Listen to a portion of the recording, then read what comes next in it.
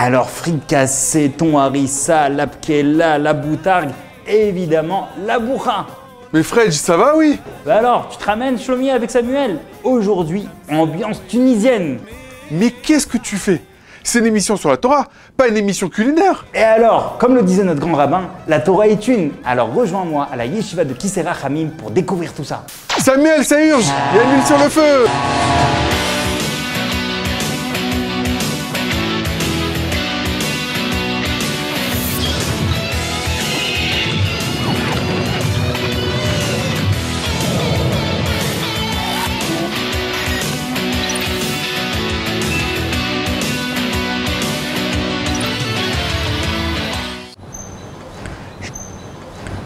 Shlomi, j'arrive aux abords de la yeshiva de Kisera Hamim. La particularité de cette yeshiva, c'est qu'elle est dirigée par des grands rabbinim tunisiens. On dit que c'est l'une des plus grandes yeshivot séfarades d'Israël. Bien, Inara.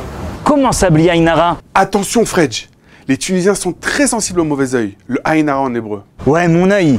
Mais Shlomi, c'est quoi le mauvais œil? Jetons-y un coup d'œil. Eh bien, le mauvais œil, c'est une sorte de pouvoir destructeur qui provient d'un regard envieux. Il existe beaucoup de croyances populaires à ce sujet, mais ces croyances trouvent leur racine dans le Talmud. C'est pour cela que lorsqu'on fait un compliment, on précise Bli Aïn Hara, sans mauvais œil, pour montrer que notre compliment était sincère et sans arrière-pensée.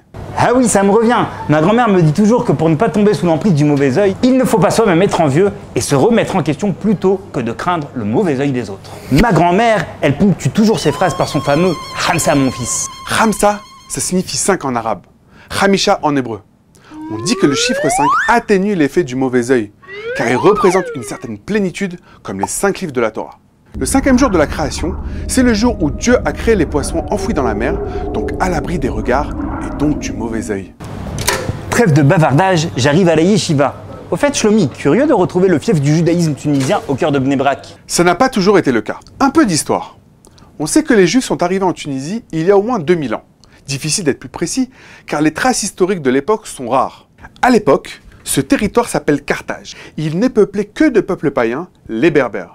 Et oui, parce qu'il y a 2000 ans, les Romains détruisent le temple de Jérusalem. Les Juifs sont exilés un peu partout, la plupart au Moyen-Orient, une partie dans l'Empire romain, en Europe, et une autre partie trouve refuge en Afrique du Nord, y compris à Carthage. Et puis finalement, après les invasions arabes et une série d'événements plus ou moins tragiques au Moyen-Âge, la communauté juive de Tunisie se voit renforcée par des immigrants venus de la péninsule ibérique.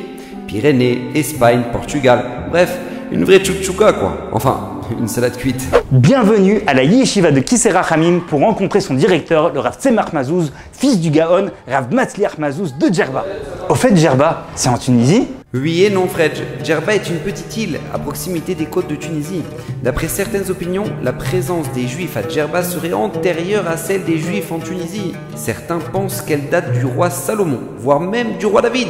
Cette communauté extrêmement préservée était presque exclusivement composée de Kohanim, les prêtres qui servaient au Beth Amikdash. Djerba est aujourd'hui célèbre pour son fameux pèlerinage de la Griba, la grande synagogue de Djerba, qui aurait été construite avec les pierres du Beth Amikdash. Mais Djerba est aussi connu pour l'érudition de ses maîtres.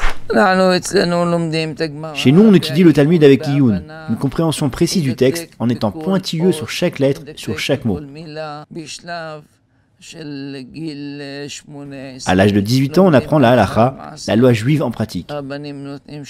Les rabbanim enseignent des questions de halakha en rapportant les sources. Ce qui est incroyable, c'est la manière dont les Tunisiens sont attachés à leurs traditions. Chacune de ces traditions, aussi folkloriques qu'elles soient, puise leur source dans des origines très profondes, toujours attachées aux enseignements de la Torah et souvent de la Kabbalah. Quelques exemples, la Bilada. La veille de la Brit Mila, on a l'habitude de se réunir auprès du bébé pour réciter les textes du Zohar, principale œuvre ésotérique de la Torah, pour imprégner le bébé de paroles de sainteté et repousser les forces du mal. Le mot Bilada viendrait de l'espagnol veliada, qui signifie veiller. La Tlet Lila, en arabe, la troisième nuit qui suit la Brit Mila, des rabbins se réunissent auprès du bébé pour échanger des paroles de Torah, en raccompagnant le prophète Élie, qui a guéri le bébé. Et puis, les Tunisiens sont connus pour la célébration de la fête des garçons, la fameuse Seuda Titro. Il s'agit d'un repas festif où on sert des mets de petite taille pour rappeler que le jeudi soir précédent le Shabbat Yitro, une épidémie qui décimait les petits garçons a pris fin. D'autres raisons à cette fête sont avancées par les maîtres tunisiens. Tout d'abord, le repas organisé pour l'occasion rappelle celui qui a été organisé par Moshe en l'honneur de la visite de son beau-père Yitro.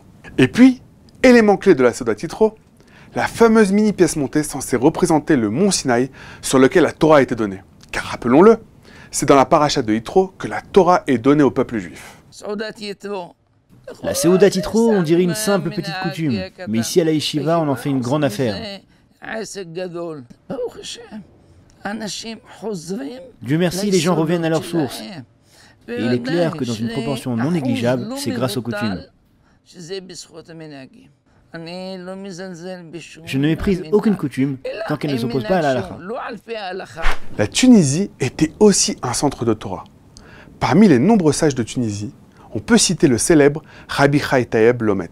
Ce génie de la Torah a écrit un commentaire d'une grande précision sur le Talmud, le Chelef Ritim.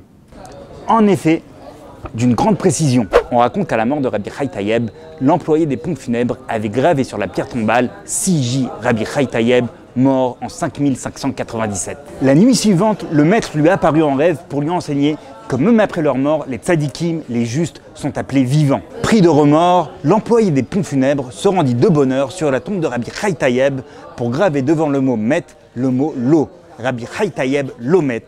Rabbi Chai Taïeb n'est pas mort. Vous n'oubliez pas quelqu'un?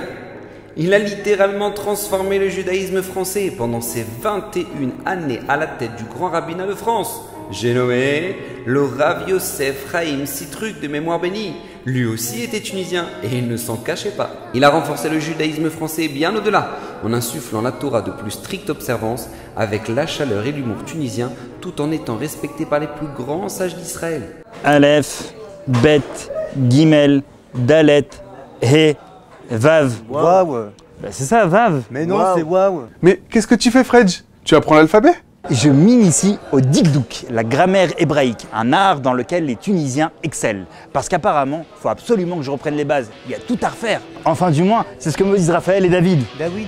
Ah oui, David.